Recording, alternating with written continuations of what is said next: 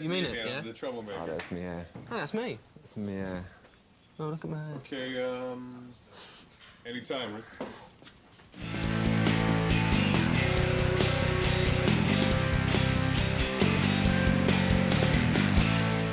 Hello and welcome to TheAIbumMan. This is my first in a series of Guide to videos in which we take a look at a band, we go through their studio albums, maybe on the odd occasion live albums, but not mostly, and see what albums are worth listening to of theirs, what's not worth listening to, and to try and help you to discover these bands and to really appreciate and enjoy them. At the end, I will be giving my listening order for Radiohead. And just a note on the rating system for this type of video, I'll be rating the albums on a, well, essential as the best, the albums that you have to own, good, sign that's definitely worth exploring, a sort of a meh, it's okay-ish, and then the avoid. Now, do bear in mind that these ratings are more to do with how these albums stack up in the band's discography, rather than how they stack up in music as a whole. You're so very special, but I'm a creep. While Radiohead may now be one of Britain's most beloved bands, even gods can get off to a shaky start. This is an inconsistent and rather bland affair.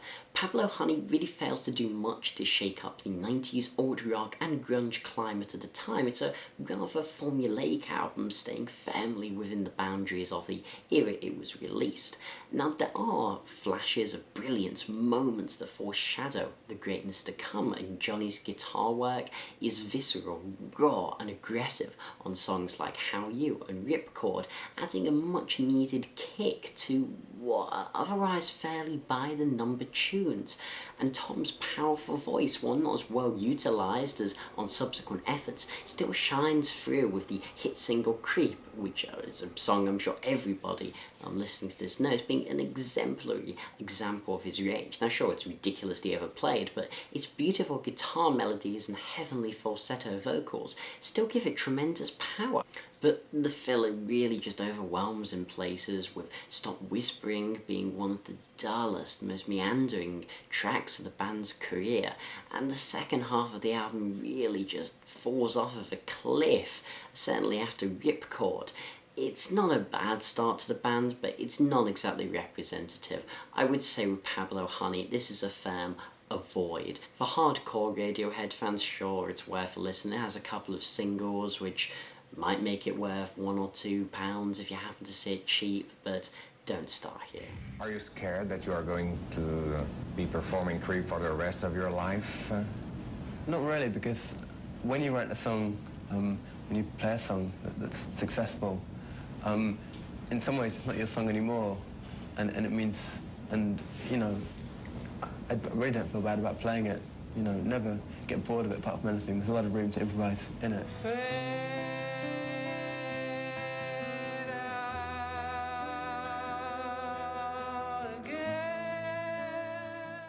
York began to become disillusioned with the MTV rockstar lifestyle he was helping to promote around this album, and this was channeled into a denser, harder-edged, yet simultaneously more atmospheric affair. To say this is a step up is the understatement of the year. This was the real start, and it still holds up as one of the best rock albums of the 90s.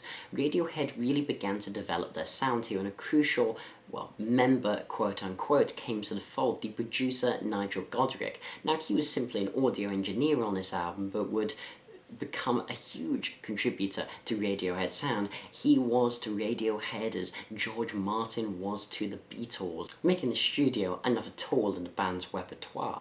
The complexity in arrangement and the beginnings of the sonic landscapes they were going to create are all here. Fake plastic trees on the surface can be seen as a typical 90s alt-rock ballad, but with the haunting organ underpinning it, the soaring crescendo and swelling of York's soulful wails with abstract lyrics and ambiguous metaphors. It really lifts it to a different plane to the type of stuff that Radiohead was writing before this point. And this similar idea was also seen in the other ballad, The Haunting Street Spirit.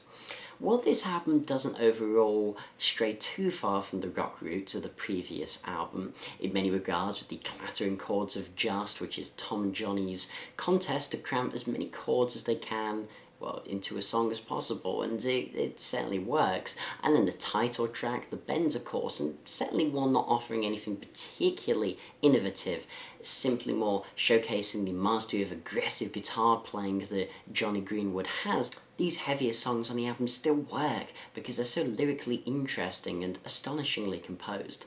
The Bends was the first Radiohead album I ever heard, and it's hard to go wrong with. But if you really want to understand the incredible hype behind a band such as Radiohead, I'm not quite sure this is the best place to start. There's also been people saying you're like U2. Yeah. Yeah, we're better, but you know.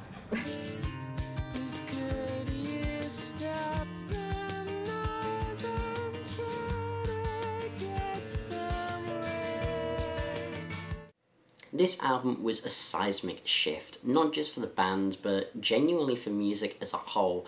This changed the musical landscape and defined an era in a way that few bands have really done since the Beatles' Sgt. Pepper or the Beach Boys' Pet Sounds. In many ways, this heralded a new dawn for rock music, certainly in Britain, as this signifies the end of Britpop.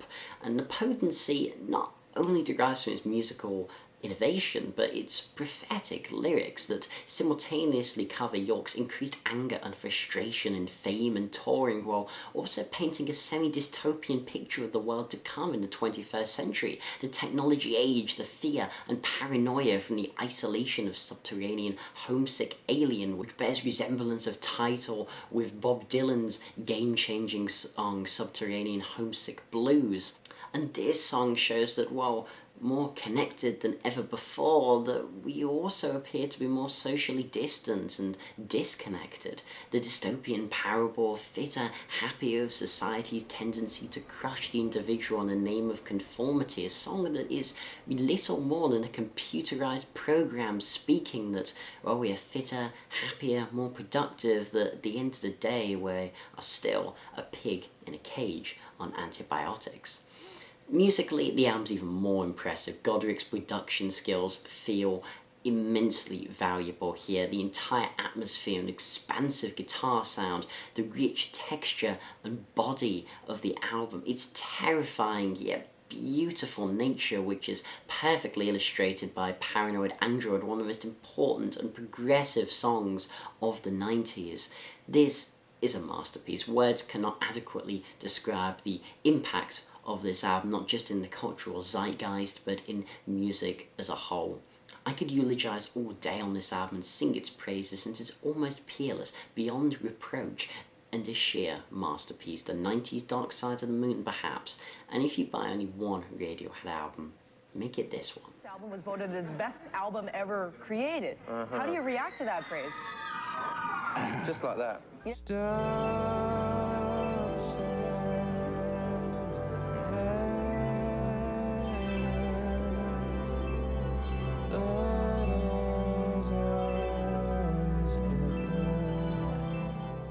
How do you follow up OK Computer? The simple answer is really you don't, and it's best not to when an album is such a landmark event as that one was. And that's what Radiohead did here. They didn't try and follow it up. Instead, they threw the rock rulebook out of the window. They subverted all expectation and eschewed all convention. This is their darkest, densest, and arguably most challenging record. I admit I hated this at first, as many Radiohead fans did when it first came out in 2000.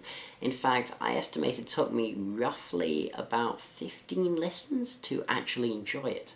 And now countless listens later, I can honestly say that I've fallen in love with it. Not to the same extent as OK Computer, mind you, as I'm not a huge fan traditionally of electronic music, but Kid A gave me a new respect and appreciation for the style. Now, not that Kid A lacks guitar completely, optimistic and in limbo, wonderful guitar songs, with the former being my favourite track on the album, but it's the intense atmosphere that makes this album. Atmosphere is a word you can often use with Radiohead. They really are masters of creating an atmosphere, but this is one of their most overwhelming and terrifying albums.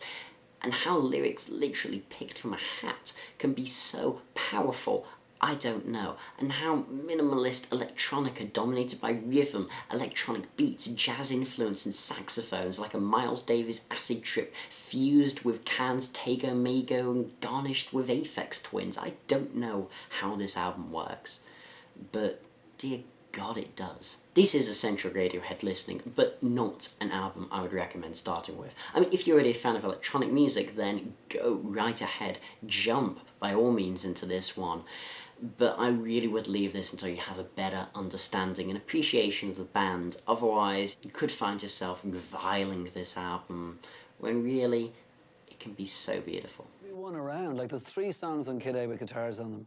If I said that to you 6 months before the album was released, would you be like, oh my God, I can't do this? No, because what happened is that it's a process. What happened on Kid A was the process of everything breaking down over time. So what we basically did... I'm good at that. We reduced everything to a pile of rubble and ashes. Jumped in the river, what did I see?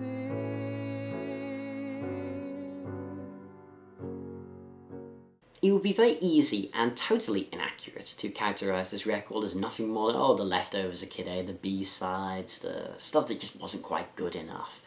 No, this is a separate album. Sure, both Kid A and Amnesiac were recorded in the same sessions, but they really do form 2 distinct albums. And certainly, while every other Radiohead album we've covered so far has pursued a fresh sound, this is nothing more than a continuation, but there really should be no shame in that. This is as wonderfully gorgeous and unsettling as Kid A. The atmosphere, perhaps, some could argue, is even darker and more brooding than its predecessor, and while I would say that it does lack some of the cohesion of Kid A, with something like Polk revolving doors while breaking the flow with its unrelenting, impenetrable electronica. But still, on the more accessible side, Pyramid Song is one of the greatest things the band has ever penned. The jazzy drum beat underpinning York's beautifully ambiguous wailing, strings swelling, rising and falling. It's a really astonishing masterpiece, honestly. But it's the delicate moments that really make Amnesiac for me. The tender vocals and ambient instrumentation, as one may see on You and Whose Army. While not as essential as Kid A, and while certainly not as groundbreaking, if you enjoy Kid A, certainly listen to this, because you will enjoy this immensely. But if not, stay well away. How did the relationships between you and the band change during the years? I mean, I can imagine, since everything that happened to you, that things have changed. Yeah. In what way? They're better now. But were there any difficulties in... Yep. Can you be more specific? No. Why not? Because it's our business.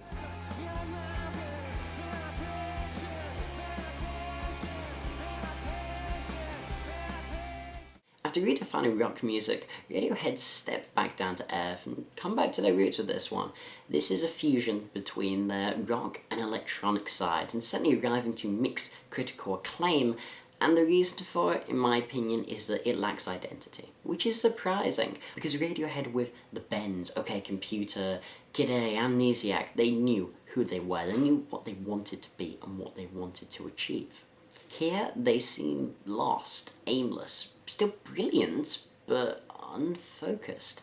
The astounding 2 + 2 = 5 opens the album, and one might think this sets the tone, but certainly not. This would lull you into thinking this is almost the Bends Part 2 with the crashing guitar sound, but that's not really indicative of the rest of the album. Sure, this has the heaviest songs the band would make since the Bends, but this is also balanced with more subdued and electronic influenced songs, Sail to the Moon, Backdrifts, Mixomatosis, and while there are many individual highlights and wonderful moments, this album drags on way too long. 15 tracks with fill like We Suck the Young Blood and Punch Up at the Wedding, which fail to do anything remotely interesting or to expand the sound Radiohead had been exploring at all. The second half in particular, I suppose you could say in the same way as Pablo Honey does earlier on, really starts to fall apart and just lacks the dynamics and the kick at the first half. Look, I'm certainly not hating this album, I certainly enjoy it when I listen to it, but it's not an album I would really recommend to someone who doesn't know much about the band. I would wait until you've heard the classic albums before delving into this one. So, what was your spirit when you went in to record the new stuff? It was good. I mean, the whole thing was to try and keep it quick, you know. Do it quickly, don't think about it too much, and, you know, just do what we've been doing live and in the same spirit, and that's what we did.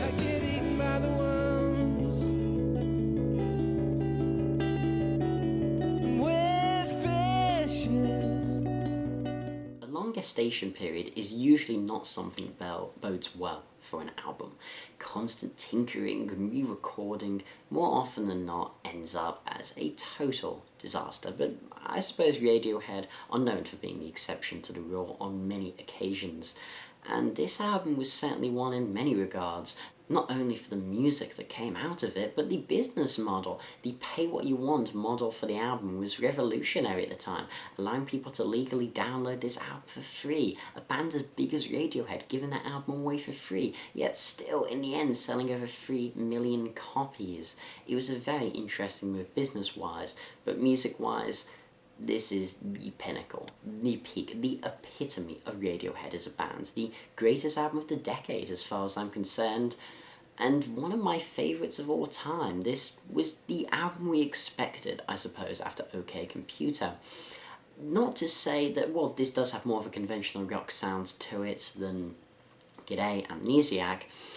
That doesn't mean that this is derivative of OK Computer, because this still has that album's sense of innovation, dynamics, lyrics and beauty, with this perfect balance of the electronic sounds and stutters which the band had learned from Kid A and Amnesiac, the polyrhythmic intro of 15 steps, the blistering rock of Body Snatcher, the spine-tingling finale of Nude, the transcendent delicacy of Weird Fishes. Every song is perfectly placed, every note perfectly played, and every second perfect. This is essential listening for every rock fan. It might be a struggle and you try to overcome the struggle, but like they're very positive songs. Do you think people miss that? Point. Well, especially this one. Yeah. That's why, you know, there's another reason why I didn't, you know, when we were coming to the end of it, my worst nightmare was having gone through this sort of thing and you know, made a piece of music, 40 minutes of music that we felt was really positive, and have it reduced to the usual stereotype black and white etching of what we are like.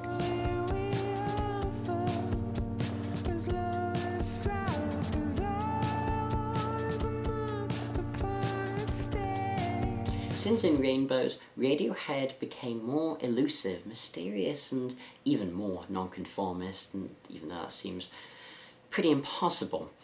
And certainly consistent long gaps between albums are something that really starts to follow from, well, In Rainbows and onwards. King of Limbs, people have been waiting for this for 4 years, and this disappointed myself and all but the most passionate of Radiohead fans. This makes Kid A seem like the Bends.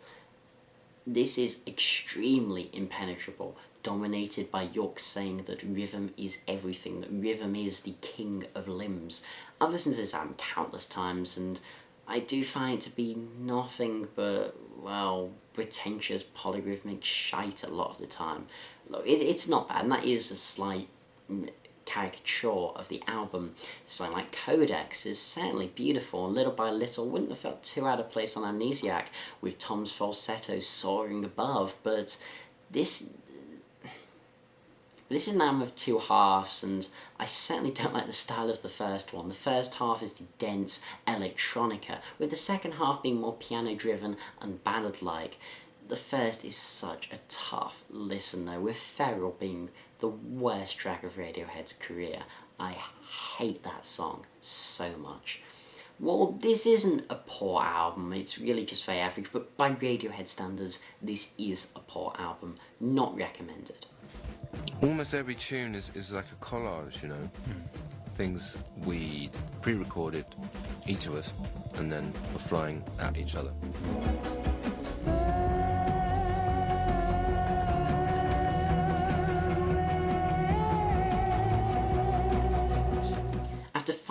appears the biggest gap in the band's history, how does their new release stack up? Well, I can say with a resounding yes that the band has regained its relevance.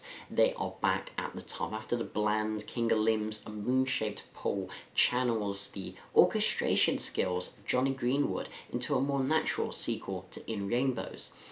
This is innovative, it's interesting, but yet it also feels very Radiohead, and it's hard to put a definitive sound on Radiohead, but there's something here, I suppose, in the blend of electronica and traditional guitar. In many ways, this is a very accessible album. The pop-like refrain of Broken Hearts, Make It Rain and Identikit is as catchy as anything you'd hear on the radio, or the rather straightforward Burn the Witch with its marvellous music video.